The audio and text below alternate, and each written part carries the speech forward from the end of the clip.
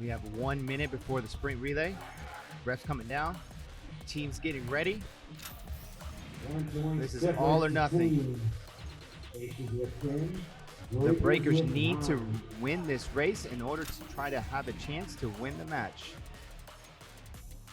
And here we go. Race. And the last one, we're starting off.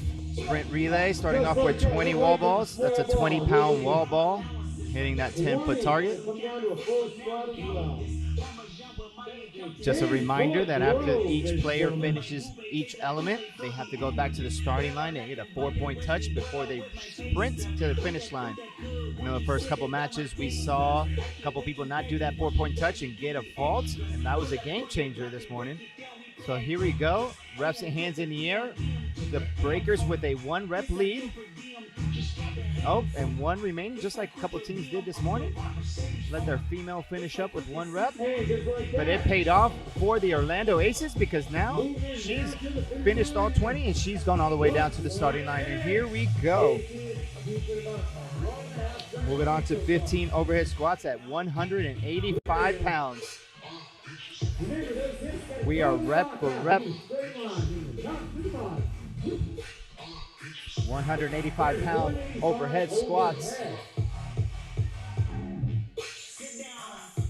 2 more for Orlando. And the breakers have finished 4-point touch, and here they come sprinting down. The breakers with a slight lead. And here come the breakers working on the hang dumbbell snatches, 40-pound dumbbells.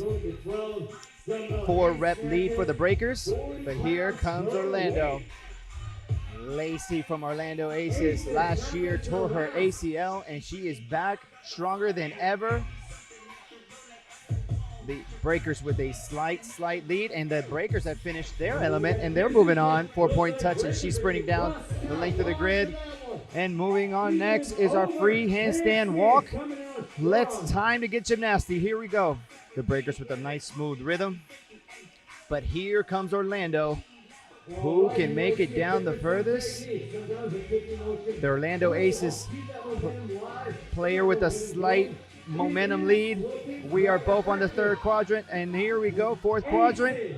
We are tied up. Both players have crossed the finish line at almost, and that's a fault by the Orlando Aces.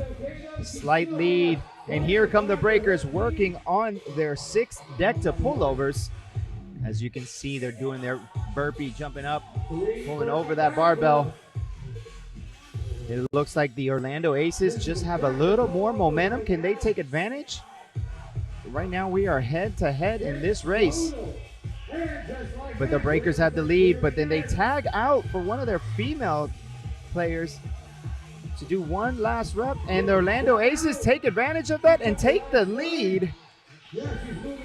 And here we go, moving on next to our 3 burpee backflips. Who has more gymnastics? 2-rep lead for Orlando Aces, but here come the breakers. One of their gentlemen, 1 rep, and the 4-point touch for the Aces, but making up tremendous time with the breakers.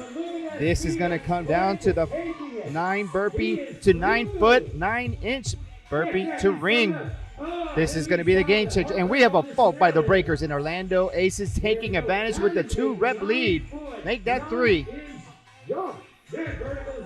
The Orlando Aces doing a great job by not hitting the ring too hard for it to go flying around, making sure it's right over his head, doing excellent, making contact, chest and thighs to ground on the burpee, making contact on that ring, and the Orlando Aces are taking advantage of the miscues by the breakers and taking the lead.